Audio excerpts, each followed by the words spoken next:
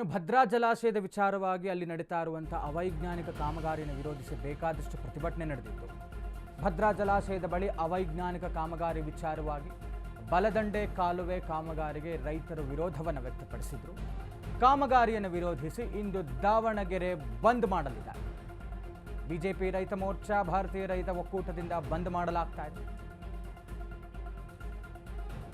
ಮಾಜಿ ಸಚಿವ ಎಂಪಿ ರೇಣುಕಾಚಾರ್ಯ ನೇತೃತ್ವದಲ್ಲಿ ಬಂದ್ ಮಾಡ್ತಾ ಇರುವಂಥದ್ದು. ದಾವಣಗೆರೆ ಬಂದ್ ಭದ್ರಾ ಜಲಾಶಯದ ಬಳಿ ಅವೈಜ್ಞಾನಿಕ ಕಾಮಗಾರಿ ಮಾಡ್ತಾ ಇರುವಂಥ ಹಿನ್ನೆಲೆ ಇದನ್ನು ರೈತರು ವಿರೋಧಿಸಿದರು. ಎಲ್ಲೋ ಒಂದು ಕಡೆ ಈ ಒಂದು ಅವೈಜ್ಞಾನಿಕ ಕಾಮಗಾರಿಯನ್ನು ಮಾಡಿದ್ರೆ ಇಲ್ಲಿಂದ ಮುಂದಿನ ಜಿಲ್ಲೆಗಳಿಗೆ ಕುಡಿಯುವ ನೀರಿನ ಅಭಾವ ಆಗುತ್ತೆ. ಅದು ಶಿವಮೊಗ್ಗ ಇರಬಹುದು, ದಾವಣಗೆರೆ ಇರಬಹುದು ಮತ್ತು ಚಿತ್ರದುರ್ಗ ಇರಬಹುದು. ಇಲ್ಲಿಗೆ ಕುಡಿಯುವ ನೀರಿನ ಅಭಾವ ಆಗುತ್ತೆ ಮತ್ತು ಫೋರ್ಸ್ ಕಮ್ಮಿ ಆಗುತ್ತೆ, ರೈತರಿಗೆ ಬಹಳಷ್ಟು ತೊಂದರೆಗಳಾಗುತ್ತೆ ಅನ್ನುವಂಥ ನಿಟ್ಟಿನಲ್ಲಿ ಭದ್ರಾ ಜಲಾಶಯದ ಬಲದಂಡೆ ವಿಚಾರವಾಗಿ ನಡೀತಾ ಇರುವಂಥ ಅವೈಜ್ಞಾನಿಕ ಕಾಮಗಾರಿಯನ್ನು ವಿರೋಧಿಸಿ ರೈತರು ಪ್ರತಿಭಟನೆ ಮಾಡಿದರು. ಇಂದು ಈ ವಿಚಾರವಾಗಿ ಪ್ರತಿಭಟನೆ ಮಾಡ್ತಾ ಇದ್ದಾರೆ, ದಾವಣಗೆರೆ ಬಂದ್ ಮಾಡ್ತಾ ಇದ್ದಾರೆ.